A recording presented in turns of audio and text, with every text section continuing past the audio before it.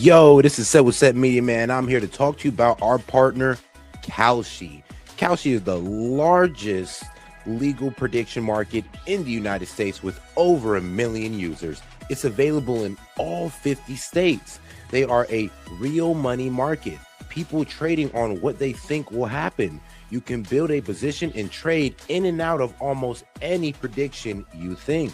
Kalshi facilitates trade between people kind of like the stock market. There's no limiting your trades just because you're winning. Kalshi will pay you interest on your position. So if you make a long-term trade, you can earn a return even before the market is resolved. If you want to try out Kalshi, go ahead and give them a try, guys, at my link, kalshi.com/setmedia.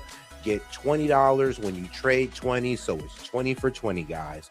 Once again, that's kalshi.com/setmedia. Go ahead and use my code setmedia to get $20 when you trade 20. Let's go ahead and take a look here at Kalshi, because like I said, it is a trading market where you can put in your prediction and you can go ahead and earn interest on that. You can make money off the knowledge that you know, and if you put $20 in, you get $20 back. So all right, guys, make sure to go check out my guy at Kalshi, because you can get in on good trades like who Trump nominated as Fed chair, will Ali Khamenei be outed as the supreme leader, and will the U.S. confirm that aliens exist before 2027? So if you want to get in on this action, once again, go ahead and go to my partners at Kalshi. Go ahead and use the link, or you can hit the QR code above and use Set Media to go ahead and get $20 when you trade 20. This is Set from Set Media, and shout out to Kalshi.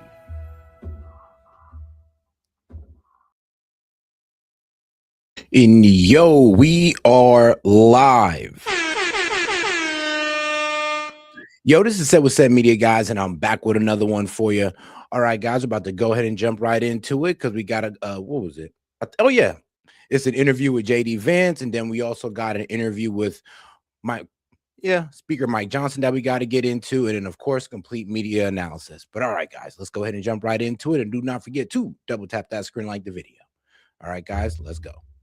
In America, I'm Kayleigh McEnany. For months, we've covered rampant fraud plaguing American cities, and the most common response we hear from you, the audience, is that you want action. We hear you, and now we have answers. In moments, my exclusive interview with Vice President J.D. Vance, who is leading the White House anti-fraud task force. I asked him point blank, what is the federal government doing to hold these fraudsters accountable? I also asked how they plan to stop American taxpayer dollars, your money, from flowing overseas to terrorists.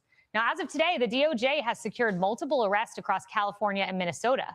The task force also identified nearly $6.3 billion in suspected fraudulent government contracts and found 186,000 dead people who received SNAP benefits. But before the White House created this task force, it was independent journalists like Nick Shirley exposing the fraud in Minnesota. Now, that was across various programs within the state's Medicaid, autism, daycare services, and the grand total of fraud is estimated to be as high as $19 billion.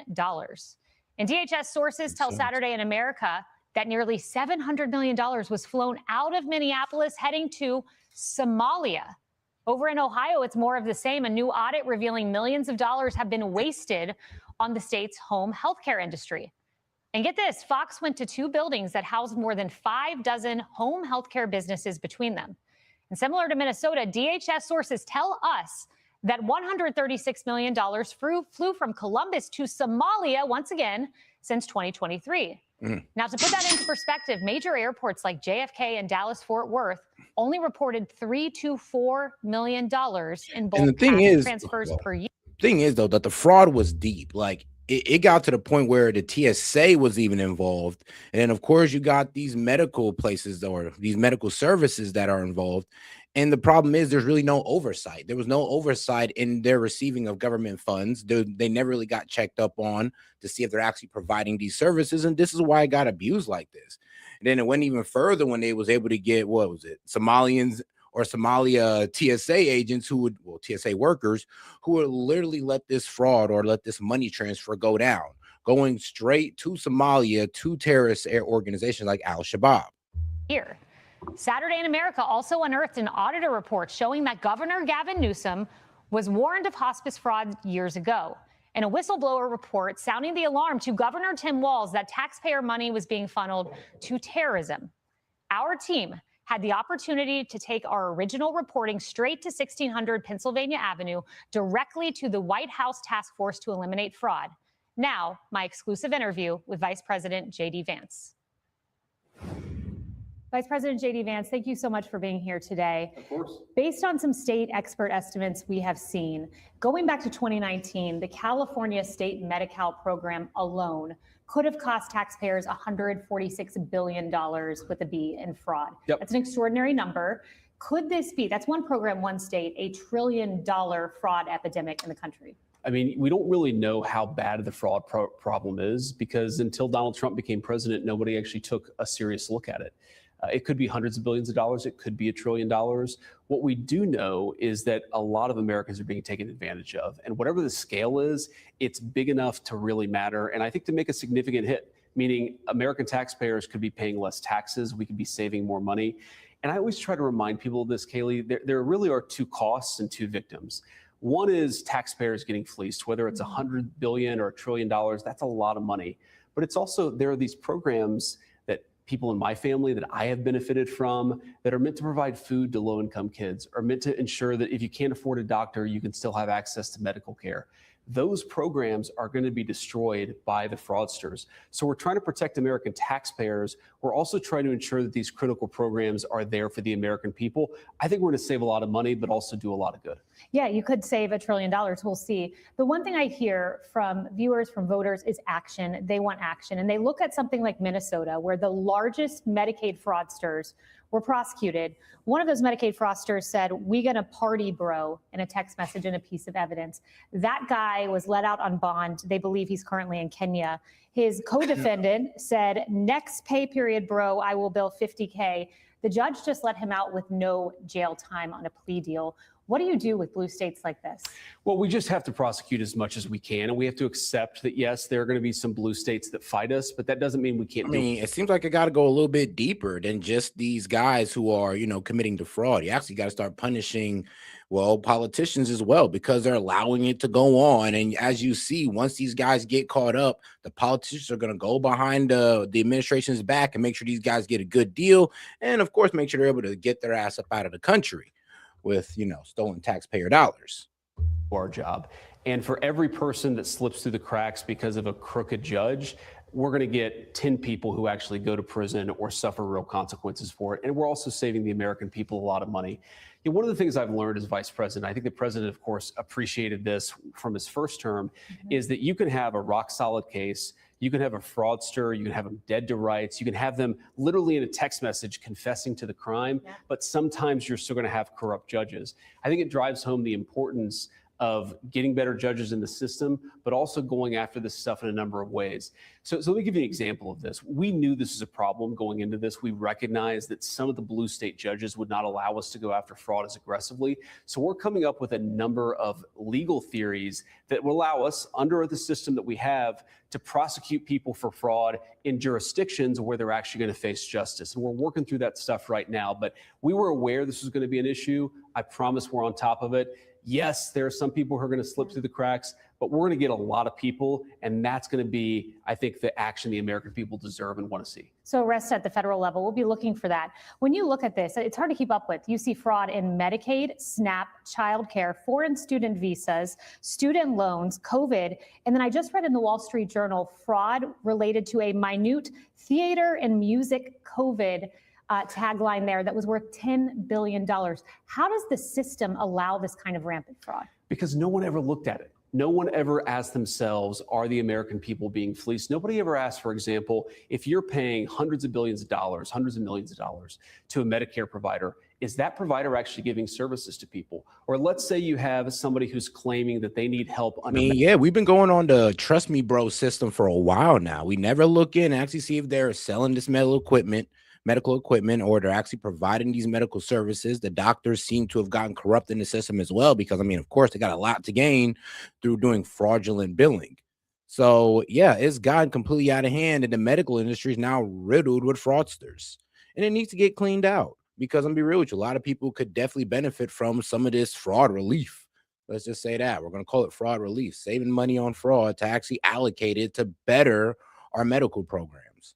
Medicaid to provide care for an autistic child. Was anybody actually asking the question, do they have an autistic child? Do they even have a child at all who would need to benefit from these services? So the fact that nobody ever asked the question is a scandal, but it's one of the things the President of the United States came in saying, we have to fix this, we have to change this, and we have started doing exactly that. If people ask me all the time, Kaylee, is this a difficult job? Like, is it hard to find fraud? And the unfortunate answer is no, it's not. And there's so much of it. There's so much across so many different programs. You mentioned a lot of them just in the lead up to the question. What I try to think of myself when I think of goals is 2 years from now, I hope that it's hard for us to find the fraud.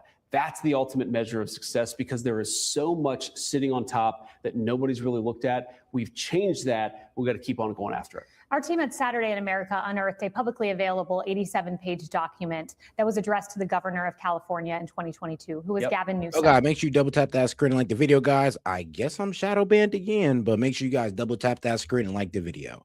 Shoot, maybe it's the topic. Let's see here. Let's see what goes on. We are back with a Fox News alert. President Trump is telling Iran, quote, the clock is ticking.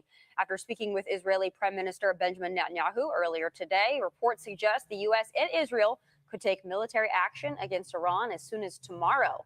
Ashley Webster joins us live from Tel Aviv with the latest. Ashley?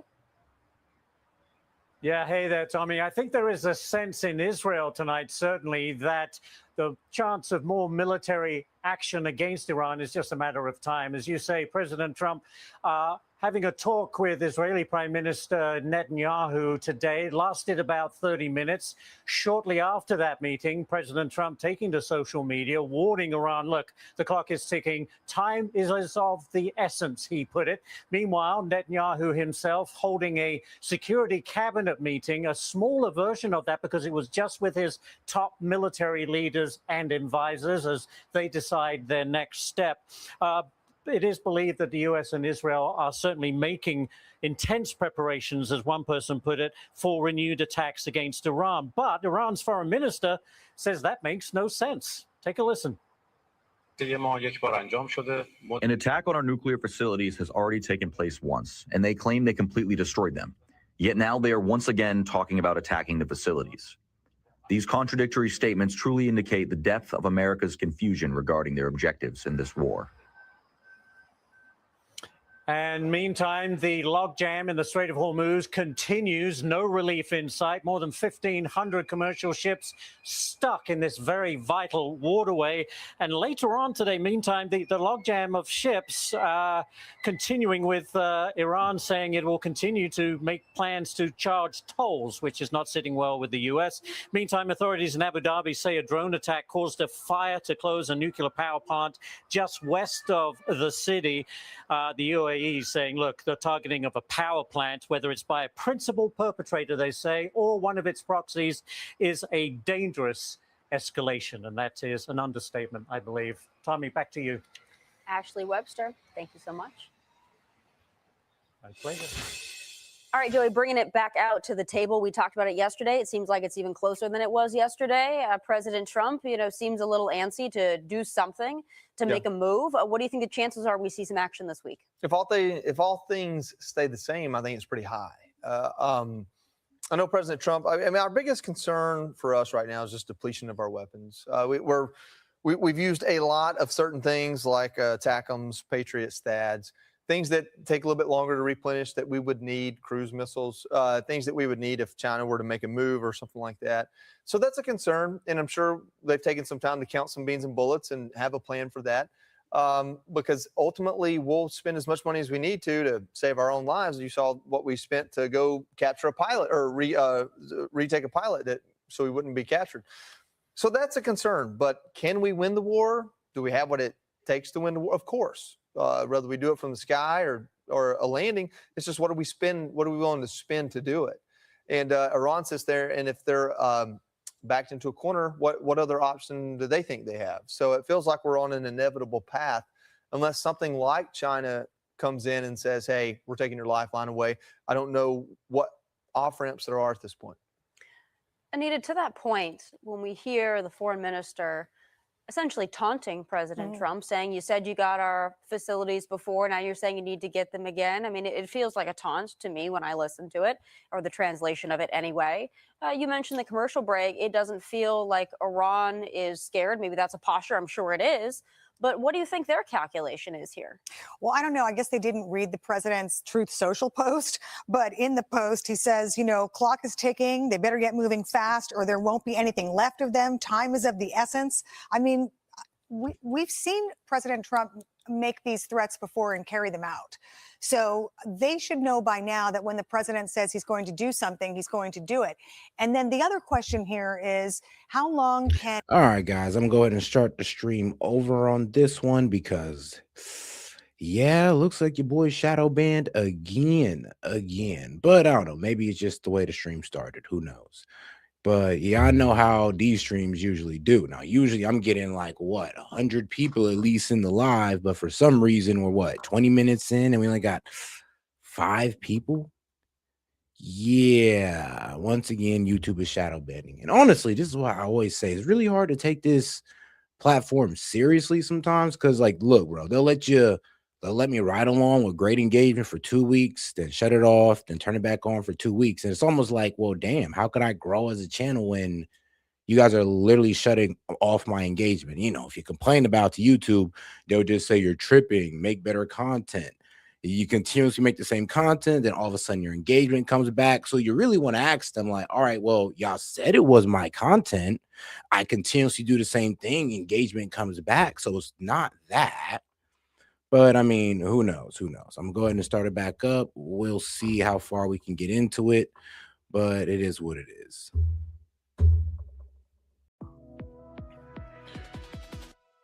Yo, this is S.E.T with S.E.T Media, man. I'm here to talk to you about our partner, Kalshi.